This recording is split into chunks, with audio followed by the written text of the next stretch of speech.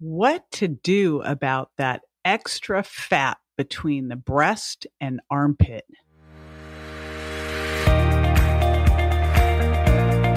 This is JJ Virgin, 4-time New York Times bestselling author, celebrity nutrition expert, and fitness Hall of Famer.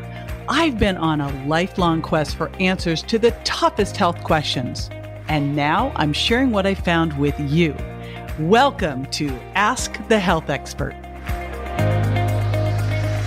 Bettina from Instagram asks, do you have a suggestion for an exercise that helps to minimize the extra fat between the breast and armpit? I might have a couple tips. Stay with me. Doing keto, but on the go? My keto bars can keep you on track deliciously. The dark chocolate and coconut taste like a candy bar, and the pumpkin seed and hemp protein blend makes them vegetarian friendly too. Sweetened with keto-approved allulose syrup, they have 2 net grams of carbs, 10 grams of protein, and 15 grams of healthy fat so they can satisfy you and keep you that way for hours. And because you are a listener, you can get them for 10% off while supplies last. Just go to jjvirgin.com/keto bar and use the coupon code KETO, KETO in caps at checkout. Okay, so you've probably heard that spot reducing doesn't work. However, you can spot tighten, which is going to hold everything in better. I think of muscles as your metabolic Spanx. You know, those things that you put on your thighs and booty to hold it in a little bit tighter. So the challenge is this is a little bit of a tough place to go. And I'm also going to make sure that we're going to approach this 2 different ways, because I'm looking at, like, I think of this as that little extra pillow that forms when you're wearing a strap top, a bikini, or a regular bra. At least that's how Bettina explains it.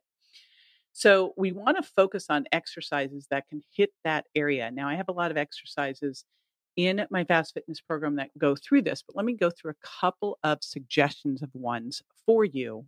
But then I'm going to tell you one other thing you have to do that's super important. So don't let me forget. Okay. So the first off, to build those metabolic Spanx around that area, because last I checked, there was no Spanx for that area. You want to really tighten up. And so what's going to help hold that in tighter would be push-ups, bent over rows, one arm rows, any type of rowing exercise or rear fly exercise, and then a push-up or a forward fly exercise. And you can Google these, and we will also put them in our Friday blog. Now, it's important to do them in the right amounts, because here you really want to build muscle. And the best range to build muscles when you do an exercise for 8 to 12 repetitions of the heaviest weight that you can handle in good form. That means if you can get to 12 and keep going, you need to make it heavier. If you can't get to 8, you need to lighten the load. Then take a 60-second break and do it again. And ideally do a 60-second break and do it again. And do 3 to 4 sets of those exercises. So that's the first thing. But the second thing is you also want to drop some body fat. And exercise is great for helping hold everything in tighter. And it's also great for helping you maintain that weight, because muscle, when you start to work your muscles, you become more insulin sensitive. You are better at dealing with blood sugar, and your insulin won't go up as high. So you're better at burning off fat. But in order to drop body fat, you really need to shift your diet. And some of the things that can make a big difference quickly is to uncover your hidden food intolerances. That's what I talk about in the Virgin Diet. In fact, the tagline for that book is Drop 7 Foods, Lose 7 Pounds, Just 7 Days, because the average person, having looked at loads of people going through the Virgin Diet, is losing up to 7 pounds in those first 7 days. And because they're identifying the foods that are creating inflammatory responses and not working for them, that weight and more tends to stay off. Now, next thing is to make sure that you're lowering your sugar impact. And this is the sugar impact diet, is to make sure that sugar isn't sneaking into places it shouldn't be. Because when you're eating a higher sugar impact diet, you'll have higher blood sugar and higher insulin, and that makes you a fat storer rather than a fat burner.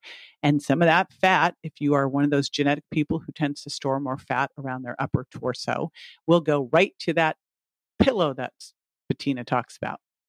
And then finally, you want to make sure that you're eating by the plate and the clock. So what do I mean by that? I have a plate that I've designed for both the sugar impact diet and the virgin diet to really help balance blood sugar.